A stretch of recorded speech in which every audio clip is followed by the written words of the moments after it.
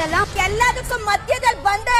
Big boss ಮನೆಯಲ್ಲಿ ಎಲ್ಲಾ ರೀತಿಯ ಭಾವನೆಗಳಿಗೂ ಜಾಗವಿದೆ. ಜಗಳ, ಪ್ರೀತಿ, ಸ್ನೇಹ, ದ್ವೇಷ, ಅಸೂಯೆ ಎಲ್ಲವೂ ತುಂಬಿರುವ ಮನೆ ಬಿಗ್ ಬಾಸ್. ಈ ವಾರ ಬಿಬಿ ಕಾಲೇಜ್ ಟಾಸ್ಕ್ ಚಾಲ್ತಿಯಲ್ಲಿದೆ. ಇದರಲ್ಲಿ ಸ್ಪರ್ಧಿಗಳನ್ನ ವಿದ್ಯಾರ್ಥಿಗಳನ್ನಾಗಿ ಮಾಡಿ ರೆಡ್ ಹೌಸ್ ಹಾಗೂ ಬ್ಲೂ ಹೌಸ್ ಎಂದು ಡಿವೈಡ್ ಮಾಡಲಾಗಿದೆ.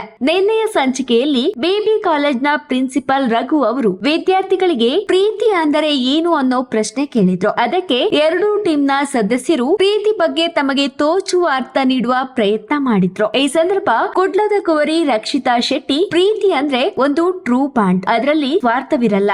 ಎಲ್ಲರೂ ಹೇಳುವ ಹಾಗೆ ಅಪ್ಪ ಅಮ್ಮ ಸಿಸ್ಟರ್ ಪ್ರೀತಿ ಬೇರೆ ಬೇರೆ ಇರುತ್ತೆ. ನನ್ನ ಅಮ್ಮ ನಾನು ಮನೇಲಿದ್ದಾಗ ತಿಂಡಿಯನ್ನೆಲ್ಲ ಮಾಡಿಕೊಡ್ತಿದ್ರು. ಆಗ ನಾನು ಅದು ಸರಿ ಇಲ್ಲ, ಇದು ಸರಿ ಇಲ್ಲ, ಉಪ್ಪು ಖಾರ ಅಂತೆಲ್ಲ ಕಂಪ್ಲೇಂಟ್ ಮಾಡ್ತಿದ್ದೆ. ಮತ್ತೆ ಕಿಚನ್ ಗೆ ಹೋಗಿ ಬೇರೆ ತಿಂಡಿ ಮಾಡ್ಕೊಡ್ತಿದ್ರು. ನಾನು ಒಂದು ವೇಳೆ ತಿನ್ನದೆ ಹೋದ್ರೆ ಬಾ ಬಾ ಅಂತ ಕರಿತಿದ್ರು. ಬಿಗ್ ಬಾಸ್ ಗೆ ಬಂದು ಎಲ್ಲವನ್ನ ನಾನೇ ಮಾಡುವಾಗ ನನಗೆ ಗೊತ್ತಾಯಿತು ಅಮ್ಮ ಎಷ್ಟು ಕಷ್ಟದಿಂದ ಮಾಡ್ತಿದ್ರು, ಎಷ್ಟು ಪ್ರೀತಿಯಿಂದ ಮಾಡ್ತಿದ್ರು ಅಂತ. ಅವರು ಅಷ್ಟು ಗಂಟೆ ಕಿಚನ್ ನಲ್ಲಿ ನಿಂತುಕೊಂಡು ಅಡಿಗೆ ಮಾಡ್ತಿದ್ರು. ಆ ಟೈಮ್ ನಲ್ಲಿ ನಾನು ಅವರಿಗೆ ವ್ಯಾಲ್ಯೂ ಕೊಡ್ಲಿಲ್ಲ. ಆದ್ರೆ ಈಗ ನನಗೆ ಗೊತ್ತಾಗಿದೆ, ಇನ್ಮುಂದೆ ನಾನು ಆ ರೀತಿ ಮಾಡಲ್ಲ ಅಂತ ಅಮ್ಮನನ್ನ ನೆನೆದು ಕಣ್ಣೀರು ಹಾಕಿದ್ರು. ಈತ ಅಶ್ವಿನಿ ಗೌಡ ಬೆನ್ನಿಗೆ ಚೂರಿ ಹಾಕುವವರ ಮೇಲೂ ಒಮ್ಮೊಮ್ಮೆ ಲವ್ ಆಗುತ್ತೆ ಅಂತ ಜಾನ್ವಿ ನೋಡಿಕೊಂಡು ಹೇಳಿದ್ರು. ಅದಕ್ಕೆ ಕೌಂಟರ್ ಅನ್ನುವ ಹಾಗೆ ಪ್ರೀತಿ ಮಾಡೋದು ದೊಡ್ಡದಲ್ಲ, ಅದನ್ನ ಮಾಡಿದ್ಮೇಲೆ ಉಳಿಸಿಕೊಳ್ಳೋದು ದೊಡ್ಡದು ಅಂತ ಟಕ್ಕರ್ ನೀಡಿದ್ರು. ಇನ್ನು ಬಿಗ್ ಬಾಸ್ ಮನೆಯಲ್ಲಿ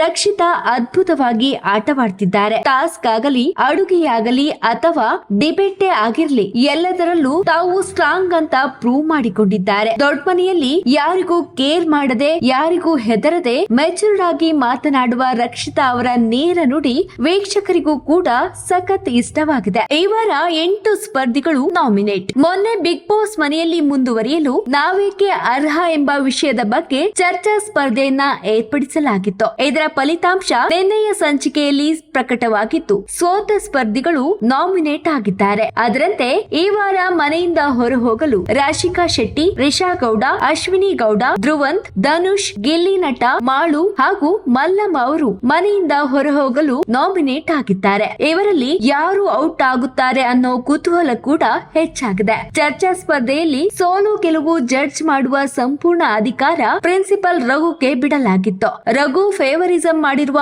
ಆರೋಪ ಕೂಡ ಸ್ಪರ್ಧಿಗಳಿಂದ ಕೇಳಿ ಬರ್ತಿದೆ. ಬಿಗ್ ಬಾಸ್ ನಿಂದ ಹೊರಬಂದ Mallamma. Bigg Boss Kannada season 12ರಿಂದ ಮಲ್ಲಮ್ಮ ಅವರು ಅನಿರೀಕ್ಷಿತವಾಗಿ ಹೊರಬಂದಿದ್ದಾರೆ ಎಂಬ ಸುದ್ದಿ ವರದಿಯಾಗಿದೆ. ಮಲ್ಲಮ್ಮ ಕುಟುಂಬದವರೊಬ್ಬರಿಗೆ ಮಗು ಜನಿಸಿದೆ ಎನ್ನಲಾಗಿದ್ದು, ಈ ಖುಷಿಯ ಕ್ಷಣದಲ್ಲಿ ಅವರು ಭಾಗಿಯಾಗಲೇಬೇಕಾದ ಅನಿವಾರ್ಯತೆ ಇದೆ. ಹೀಗಾಗಿ ಅವರು ಆಟ ತೊರೆದು ದೊಡ್ಡ ಮನೆಯಿಂದ ಹೊರ ಹೋಗುವ ನಿರ್ಧಾರಕ್ಕೆ ಬಂದಿದ್ದಾರೆ ಎಂಬ ಸುದ್ದಿ ಇದೆ. ಈ ಬಗ್ಗೆ ಇಂದಿನ ಎಪಿಸೋಡ್ ನಲ್ಲಿ ಸತ್ಯ ಗೊತ್ತಾಗಲಿದೆ. ಕಾವ್ಯಕ್ಕಾಗಿ ಗಿಲ್ಲಿ ನಟ ರಿಷಾ ಮಧ್ಯೆ ಮಾತಿನ ಯುದ್ಧ.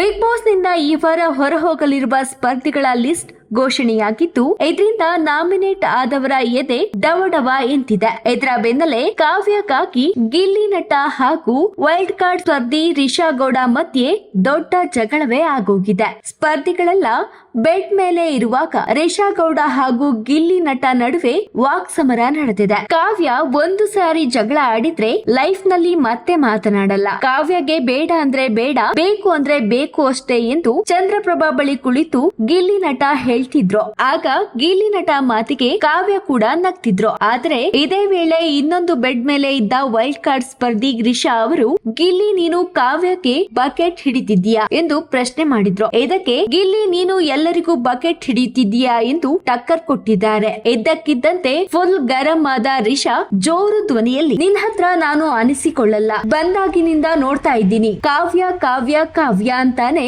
ಇರ್ತೀಯಾ ಎಂದು ಕಿರುಚಾಡಿದ್ದಾರೆ. ಜೊತೆಗೆ ನನ್ನ ಹತ್ರ ನೀನು ಕಾಲೆಳಿಬೇಡ, ನೀನು ಫ್ರೀ ಪ್ರಾಡಕ್ಟ್ ಎಂದು ಗಿಲ್ಲಿ ನಟನಿಗೆ ಹೇಳಿದ್ದಾರೆ. ಈ ವೇಳೆ ಇಬ್ಬರ ನಡುವೆ ಮಾತಿನ ಮಲ್ಲ ಯುದ್ಧ ತಾರಕಕ್ಕೇರಿದ್ದು, ನೀನು ಬಕೆಟ್ ಎಂದಿದ್ದಕ್ಕೆ ನೀನು ಡ್ರಮ್ ಎಂದು ಗಿಲ್ಲಿ ನಟ ಬಿಗ್ ಆನ್ಸರ್ ನೀಡಿದ್ದಾರೆ. ಇದಿಷ್ಟು ಇಂದಿನ ವಿಡಿಯೋ. ಮುಂದಿನ ವಿಡಿಯೋದಲ್ಲಿ ಮತ್ತಷ್ಟು ಇಂಟ್ರೆಸ್ಟಿಂಗ್ ವಿಷಯಗಳೊಂದಿಗೆ ಸಿಗೋಣ. ನಮಸ್ಕಾರ.